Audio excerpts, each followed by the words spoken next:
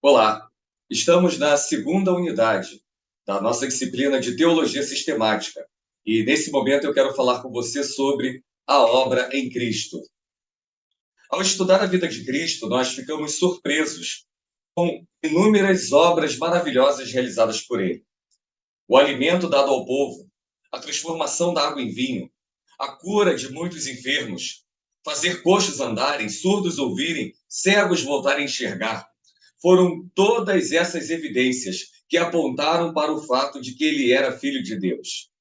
Além dessas ações miraculosas, há também uma narrativa, como por exemplo no Evangelho de Marcos, capítulo 2, em que o evangelista vai atestar que Jesus Cristo não era Deus apenas por realizar grandes milagres e prodígios, mas ele era Deus porque era o único capaz de perdoar os pecados.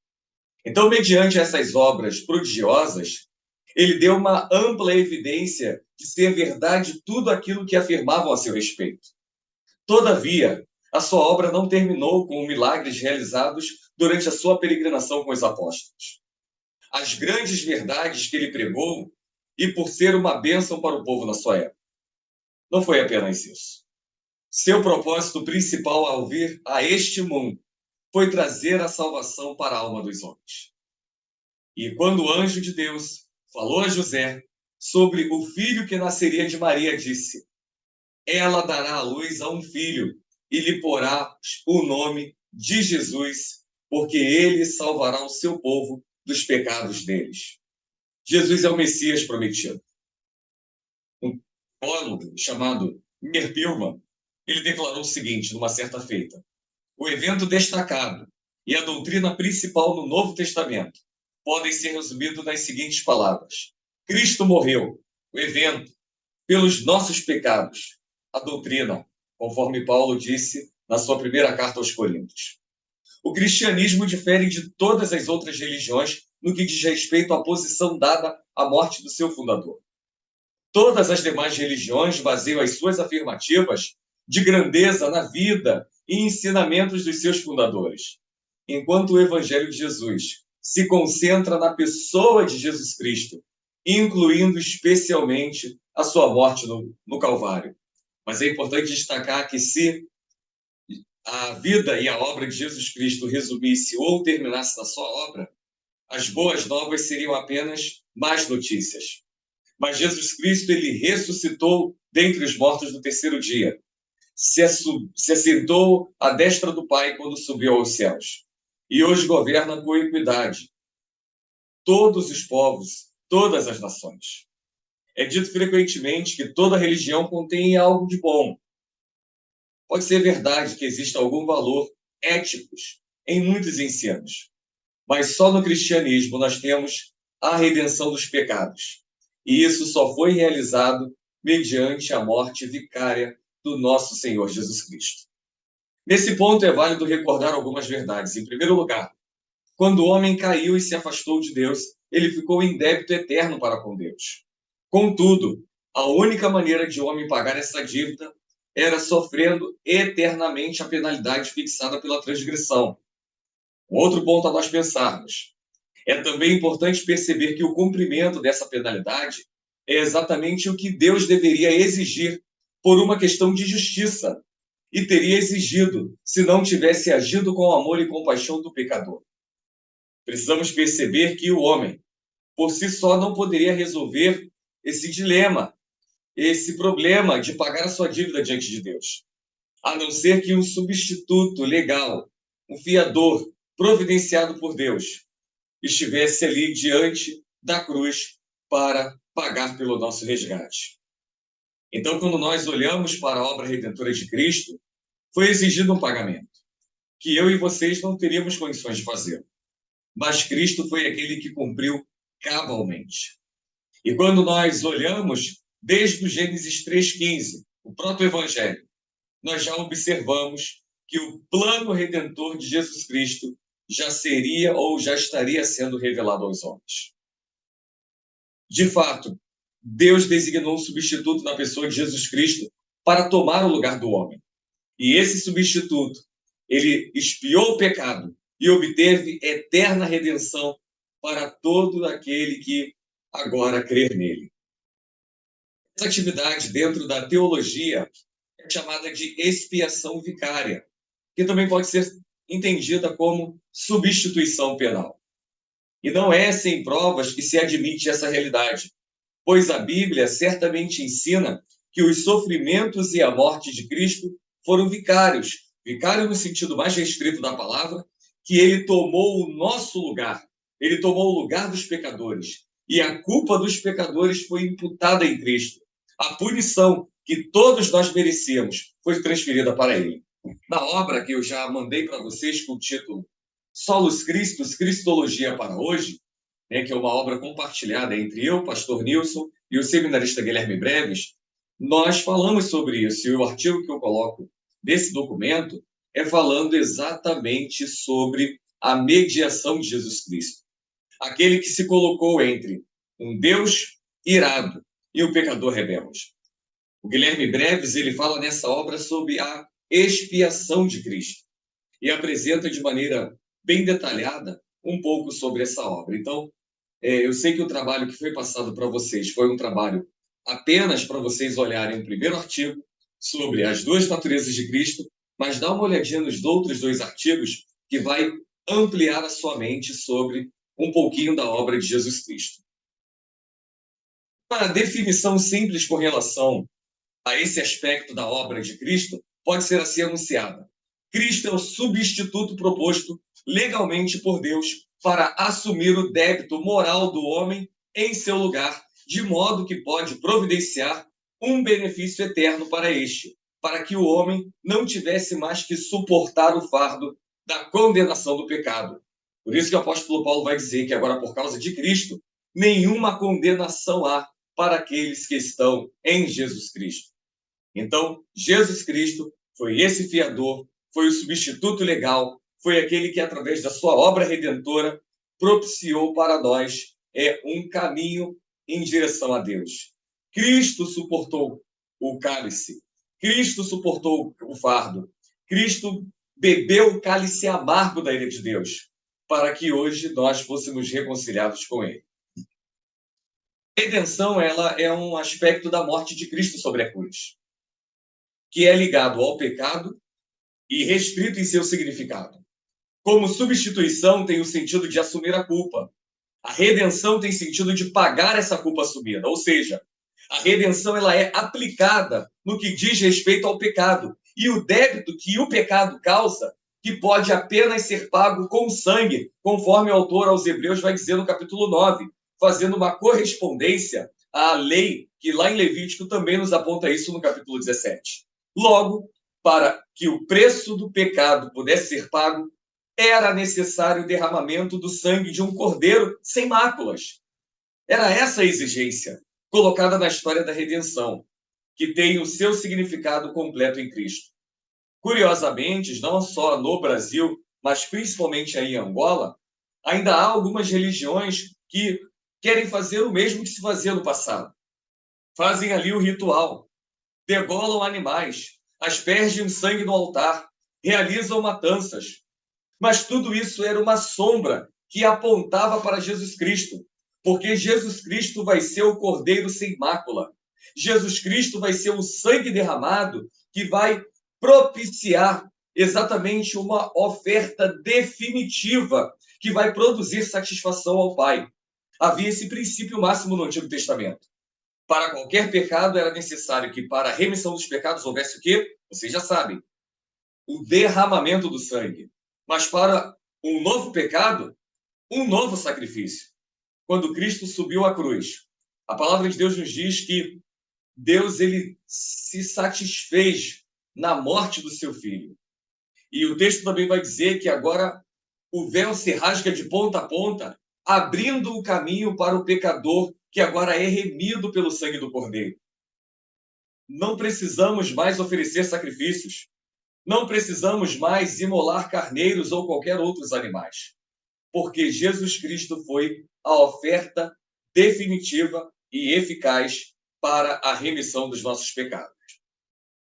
Quando olhamos o Antigo Testamento, nós conseguimos perceber que o sentido de redenção é aplicado não somente às pessoas, mas também às posses, terras, animais.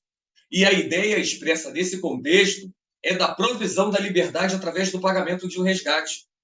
Um ponto interessante lá nos princípios veterotestamentários é que existe a ideia de um redentor parente, como no caso de Boaz, que foi o redentor parente da família de Noemi em benefício de Ruth. É possível que isso também tenha implicações com a obra de Cristo, como se ele, como homem, é que fosse um redentor da raça humana. Francis Schaeffer, ele diz numa de suas obras um pouco sobre esse aspecto. Ele vai dizer que é uma exigência básica que o Filho de Deus trouxe do céu para a terra e que se tornou necessária para a encarnação, ou melhor, para a encarnação para ele pudesse assim ser perfeita dentro desse princípio de redentor parente.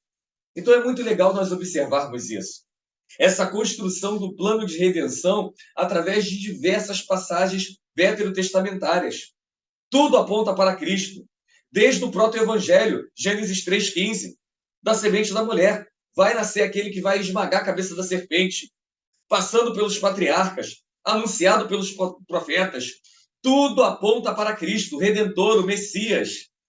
E esse Messias, conforme Paulo vai chamar de segundo Adão, por um só homem entrou o pecado no mundo, mas através de um homem, o pecado ele foi extirpado da nossa realidade. Então, nós temos aqui a ideia da reconciliação.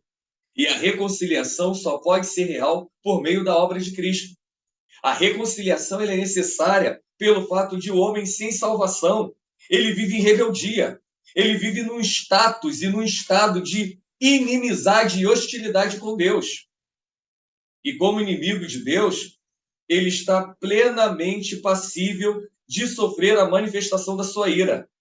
Contudo, o cenário não é deixado assim, pois vemos que Deus propõe uma resolução para esse problema por meio da morte do Senhor Jesus Cristo. E assim nós fomos reconciliados, aproximados a Deus, porque Cristo mudou completamente o nosso estado anterior de inimizade e substituiu por um estado de justiça e de completa harmonia com Deus. Por isso que lá em 2 Coríntios, capítulo 5, a partir do verso 18, Paulo vai dizer que nós fomos reconciliados com Deus por meio de Jesus Cristo. E Cristo confiou a nós a palavra da reconciliação. Então, como já foi mostrado anteriormente, Deus ele mostra a sua ira para com o pecado e também para com o pecador, de forma que qualquer que seja a atitude desse Deus absolutamente santo contra o pecado, é completamente justa e aceitável, pois devido ao seu caráter santo, ele não pode deixar impune o mal, nem tampouco fingir que ele não existe ou que ele não tem importância. Por causa da justiça e santidade de Deus, o pecado deve ser punido e tratado. Contudo, em Cristo é providenciada uma oferta propiciatória, e assim a ira de Deus contra o pecado é apaziguada. Logo, podemos dizer que a morte de Cristo, além de substitutiva, ela também é redentora. Além de redentora, ela também é reconciliadora. Além de reconciliadora, ela também é propiciatória, pois satisfaz a ira de Deus pelo pecado. Então, nós precisamos observar um pouco disso. Só que talvez algumas perguntas estejam passando aí na sua cabeça. Então, o que é a redenção de Cristo? A obra redentora de Cristo é o próprio Deus vindo para levar o pecado do homem cometido contra si mesmo. Esta palavra é mais amável de se ouvir do que todas as músicas entoadas em todo o mundo. E eu gosto muito de uma expressão de Martim Lutero, que nós não subimos a Deus por meio de mediadores humanos credenciados, mas foi Deus que, por amor, se curvou até nós. Deus, ele veio ao nosso encontro para nos reconciliar com Deus. Jesus, ele veio a este mundo para que nós fôssemos reconciliados com o Pai. Precisamos entender de uma maneira muito clara que o nosso Deus desceu à terra pessoalmente e tomou os nossos pecados. Então, hoje, não é o homem que é capaz de realizar essa obra, como vimos na unidade anterior. Não é o homem que alcança a sua salvação, mas é Deus quem leva os nossos pecados no lugar dos homens. E eis que ele faz isso numa ação totalmente justa. Por isso fomos justificados. Não podemos suportar essa obra por nós mesmos. Se fôssemos tomá-la, nós estaríamos acabados. Graças a Deus que ele mesmo veio a esse mundo para suportar os nossos pecados. Essa é a obra do Senhor Jesus Cristo na cruz. Por que então Deus teve que tornar-se um homem? Já é suficiente que Deus ame o mundo, porque ele teve ainda que dar o seu filho unigênito? Talvez essa seja a sua pergunta. Precisamos também perceber que o homem pecou contra Deus. E se Deus exigisse que o homem suportasse o seu pecado, como o homem faria isso? A palavra de Deus nos diz lá em Romanos que o salário do pecado é a morte. E quando o pecado induz e age, ele acaba em morte, não tem jeito. A morte é a cobrança justa do pecado. E quando o homem peca contra Deus, ele tem que suportar a consequência do pecado, que é a morte. Física, espiritual e, numa última instância, a morte eterna. Por isso, Deus é outrora misericordioso em enviar o seu Filho até nós.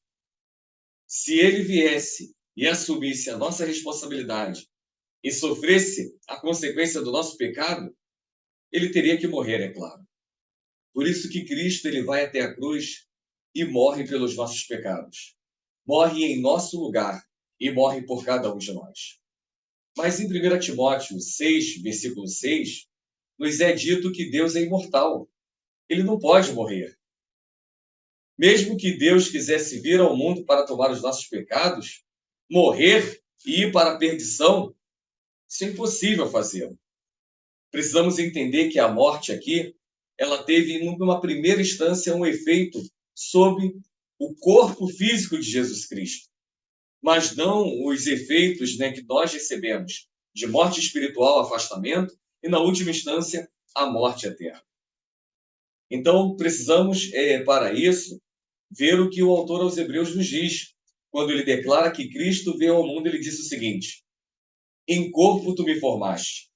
Deus preparou um corpo para Cristo, com o propósito de Cristo oferecer esse corpo como uma oferta queimada, uma oferta pelo pecado. E o Senhor Jesus Cristo chegou a dizer, né? Não te deleitaste com holocaustos e ofertas pelo pecado. Então, Jesus Cristo era a única oferta capaz de produzir satisfação ao Pai. E por isso que ele veio como homem. Mas a sua morte teve efeito apenas sobre o seu corpo. Mas conforme a profecia e conforme a declaração de Cristo, no terceiro dia ele ressuscitou. Cristo ofereceu o seu próprio corpo. E por isso ele veio ao mundo para ser crucificado. O Senhor Jesus não é uma terceira parte. Ele é a parte primeira. Por ser Deus, ele é totalmente qualificado para ser crucificado. Por ser homem, ele não pode morrer na cruz em nosso lugar. Mas era necessário que ele passasse tudo que passou como homem, para mostrar para cada um de nós que é possível amar e servir a Deus. Ele é a parte oposta. Ele se colocou ao lado do homem. Ele apresenta a oferta a Deus, mas ele também foi a oferta levada ao Pai. Ele é a oferta por excelência. E nós precisamos entender todo esse mecanismo, todo esse modus operandi que Deus realiza através da morte e melhor, da obra de Jesus Cristo, que é encarnação, vida, morte, ressurreição e assunção. Tudo o que o Pai preparou através da pessoa de Cristo foi para nos reconciliar com Ele mesmo. Jesus de Nazaré veio ao nosso mundo.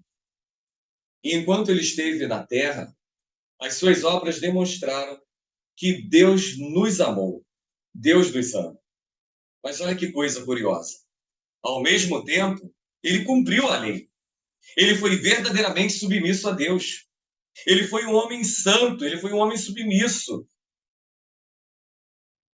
Em Jesus Cristo nós vamos enxergar o homem perfeito. Em Jesus nós vamos observar o plano de justiça. Nós vamos enxergar o homem justo. Em toda a história, houve apenas um homem que poderia ser salvo pela lei. E esse homem foi Jesus de Nazaré. Ele não precisava aguardar a lei.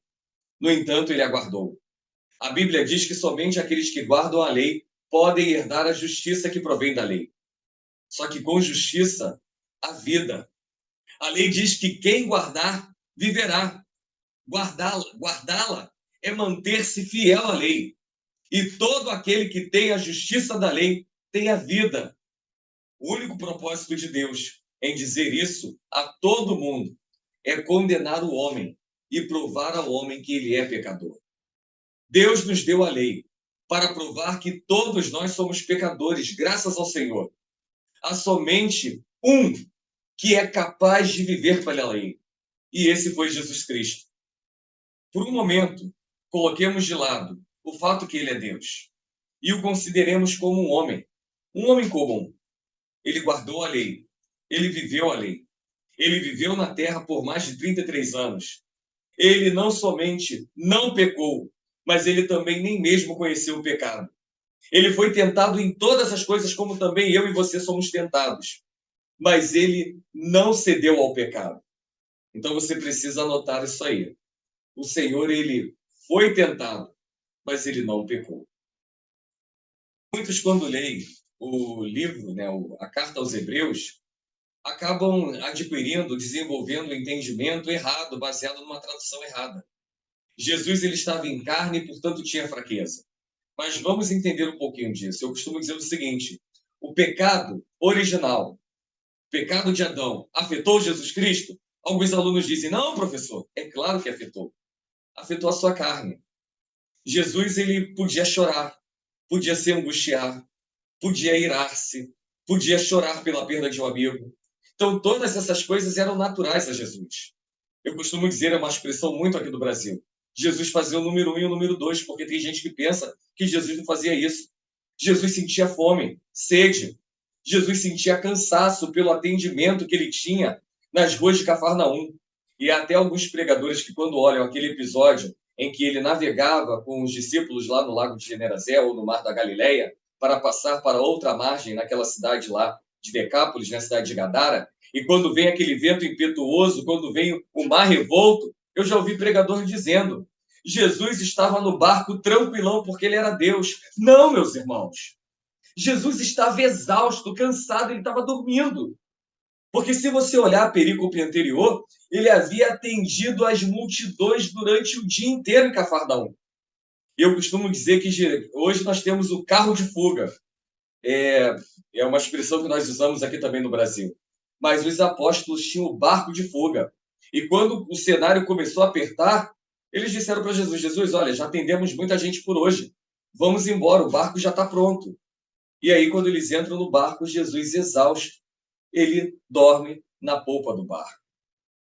Mas, ainda que o seu corpo tenha sido afetado pelas consequências do pecado, ele não podia pecar porque não fazia parte da sua natureza divina.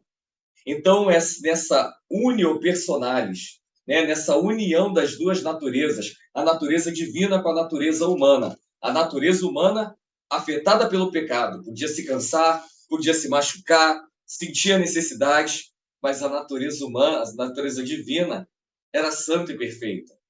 E nessa unio personalis, Jesus, ele é tentado porque ele é homem, mas ele não podia pecar, porque a sua natureza santa não permitia isso. É importante também dizer que tem muito aluno que me pergunta: mas professor, como é que é isso? Essas duas naturezas. Não havia um interruptor de liga e desliga, onde Jesus Cristo escolhe: olha, agora eu vou ligar aqui no modo Deus, e vou andar sobre as águas, vou curar os enfermos. Agora eu vou ligar aqui no modo homem, e vou sentar com os discípulos para comer os pães e os peixes. Vou chorar pela perda do meu irmão querido Lázaro. Não era assim. À medida em que havia necessidade, essas duas naturezas, como numa espécie de simbiose, se manifestava para atender aquela demanda. Nos momentos em que precisava fluir a natureza humana, assim acontecia. Mas quando precisava fluir a natureza divina, Deus, na pessoa de Jesus Cristo, Deus Filho, se manifestava e atendia aqueles que careciam e necessitavam dele. Então, esse é um pouquinho aquilo que eu queria compartilhar com você sobre a obra de Cristo. É uma obra linda que vocês precisam estudar, que vocês precisam conhecer. Infelizmente, quando nós olhamos no nosso contexto atual de cristianismo, as pessoas sabem pouquíssimas coisas a respeito de Jesus. Algumas só dizem: "Ah, ele é o meu Salvador, ele morreu por mim na cruz." É muito mais do que isso. Ele é o seu Salvador e também Senhor. Significa que a sua vida não é sua, mas a sua vida pertence a Cristo. Ele é o dono da sua vida. Ele agora toma as decisões que competem à sua vida espiritual. Ele te dirige através da terceira pessoa, que é o Espírito Santo.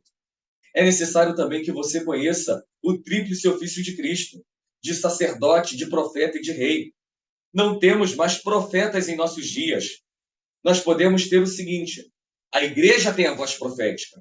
Quando um pregador pega a Bíblia, abre a Bíblia e expõe o texto bíblico com fidelidade, ele naquele momento pode ser boca de Deus, falando acerca das verdades divinas. Mas ele não é profeta, porque o profeta por excelência se chamou Jesus Cristo. Depois de Cristo, nenhum outro profeta se levantou. Não temos sacerdotes. Não precisamos mais oferecer sacrifícios de animais a sacerdotes credenciados, porque o sumo sacerdote por excelência também já veio até nós e também se chama Jesus Cristo. E ainda que no continente africano, talvez numa questão de honraria, ainda existem reis e líderes de tribos, mas o verdadeiro rei, o rei dos reis, o governante dos governantes, aqueles a qual todo joelho irá se dobrar, aquele cujo nome é o nome que importa, para que todos venham professar que somente ele é o Senhor. Esse se chama Jesus Cristo. Então, se deleitem na teologia da cristologia. Se deleitem em apreciar a obra de Cristo. E, mais uma vez, eu quero recomendá-los a lerem essa pequena obra, Solos Christus, em que nós falamos das duas naturezas, da obra mediatória de Cristo e também da sua obra expiatória. É uma obra bem fininha, bem pequenininha, eu já mandei para vocês, mas vocês vão se deliciar e conhecer um pouco mais sobre a obra do nosso Salvador. Então, nós vamos encerrar esse nosso encontro e até o próximo encontro na nossa unidade 3. Um forte abraço, que Deus abençoe a vida de cada um dos irmãos.